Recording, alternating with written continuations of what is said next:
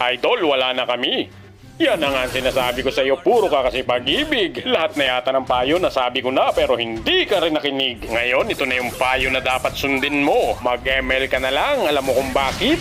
Halika rito, ipapaliwanag ko sa iyo. Sa ML, kapag nag-pick ka ng hero kung wala namang ibang gagamit, siguradong makukuha mo yan. Pero kapag yung tao pinili mo, napakahirap makuha kahit hindi naman nakaban. Yang jowa mo, kapag araw-araw kayong magkasama, siguradong magsasawa yan sa iyo. Ang ML, hindi magsasawa sa iyo kahit magdamag maghapon ka pang maglaro. Kayo naman girls, binibigyan ba kayo ng mga jowa nyo ng flowers saka ng Toblerone? Ay, sa ML kahit talo ka, bibigyan ka ng chocolate ni Moonton. Yang jowa mo, lagi na lang galit sa'yo, ang bilis maubos ng pasensya. Nako sa ML, magbuo ka ng enchanted talisman, hindi ka mauubusan ng mana. Yang jowa mo, kapag may ibang lakad, hindi nagte-text, hindi nagchat-chat, hindi siya nagpapaalam sa'yo. Si Moonton, kapag may binabago sa laro, laging nag-update sa'yo. Kaya naman, mag-ML ka na lang, yan ang mapapayo ko sa'yo. Habulin mo na lang yung star kaysa habulin yung maling tao. Kapag may jowa ka, bata ka mag-overthink, lalong manghihina ka. Sa ML, magbata ka sa rank game, siguradong lalakas ka. Okay lang sa ML kahit paglaruan mo siya ng paglaruan. Kapag pinaglaruan mo si ML, hindi ka niya paglalaruan. Pero kapag feelings ng jowa mo ang iyong pinaglaruan, baka paglaruan ka din niya tapos sa huli, ikaw pa yung masasaktan. Sa ML, napakaraming hero na pwede mong pagpilian. Yung jowa mo na hindi nagbabago ng ugali, yan lang ang pwede mong pagtyagaan. Yang jowa mo habang tumatagal manlalamig na sa'yo. Sa ML habang tumatagal magiinit ka talaga pati baterya ng cellphone mo. Kapag nag-aaway kayo ng jowa mo kung ano-anong matututunan mong masasakit na salita. Sa ML kapag may masasakit na salita minumute niya kaagad, hindi niya hayaang makita mo pa.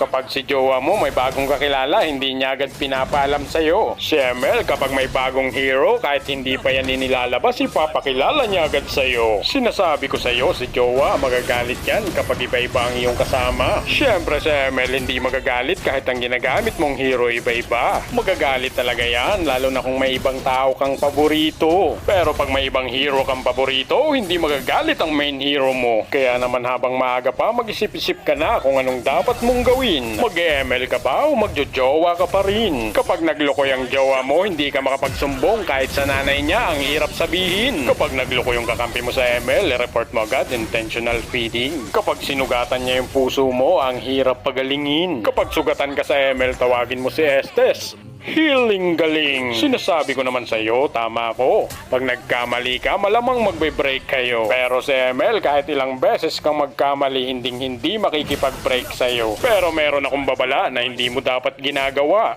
Kapag nag-cheat ka sa kanya, tapos nag-cheat ka rin sa ML, aba, wala na akong magagawa, diba?